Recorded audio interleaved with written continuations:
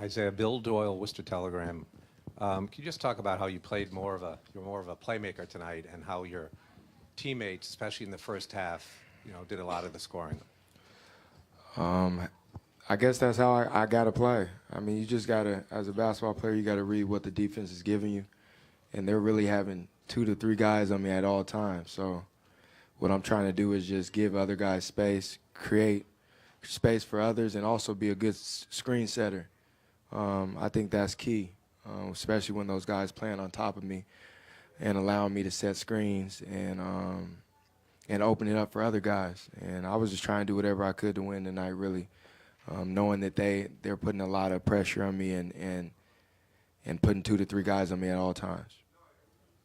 Isaiah, Mark D'Amico, Celtics.com. Before I get into my question, I got to ask you follow up on that. How often have you been a screen setter in your NBA career? And I'm versatile. I do it all. Getting to the real question, Scott Brooks was just sitting up here, and he said that he thinks their loss and the way they played tonight might have been a mental thing where they got a little comfortable after winning 2 games. It's only natural for that to happen in human nature. How do you guys prevent that from happening on your end going into Game 6? And how do you maintain the momentum and play with that level of intensity that you did tonight down there in Washington? I think we just got to stay in the moment. We know what's at stake. We know it's going to be a hostile environment. We know it's going to be tough to get a win out there. But if we lock in like we did tonight, limit our turnovers, limit their transition, that gives us the best chance of winning that game. And we did a hell of a job tonight, from the first guy to the last guy. Coach made great adjustments, and we took what was off the whiteboard and put it in on the court, and we just got to do that on Friday. As Adam Himmelsbach with the Boston Globe. Brad said when he saw you Monday, he could tell you'd already watched film and already were thinking about the next steps. Was that unusual for you to do that kind of on your own early? And what did you see in the film, and what did you take, and what kind of were those next steps for you? My job was just to figure out what they were doing in games 3 and 4, not just for myself but for my teammates. And the coaching staff helps me out when I need all the film that I need. Our video guys help me out, and I just try to figure it out, because I think if I know what's going on, it makes it easier for my teammates. So I don't want to tell you exactly what they were doing or exactly what I was looking for, but I was definitely studying, because I needed to figure out what was going to be open and how I was going to get my teammates involved, because I need those guys.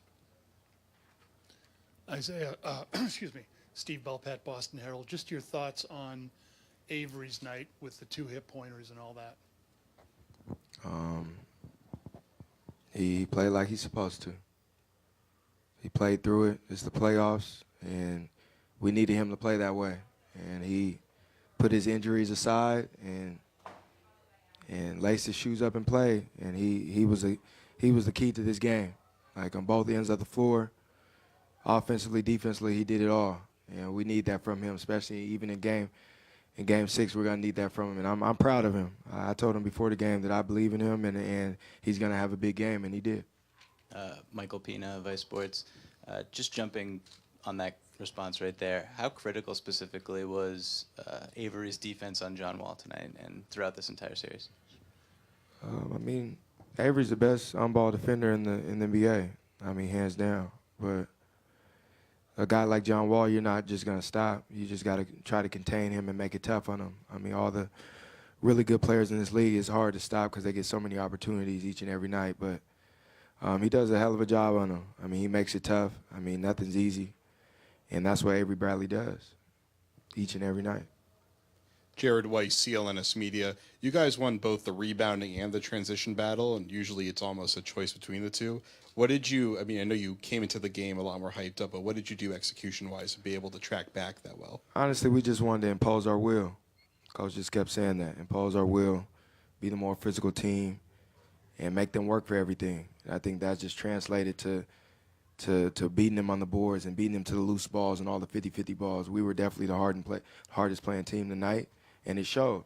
And we want that to happen in Game 6, which we know is going to be tough, but we gotta be ready.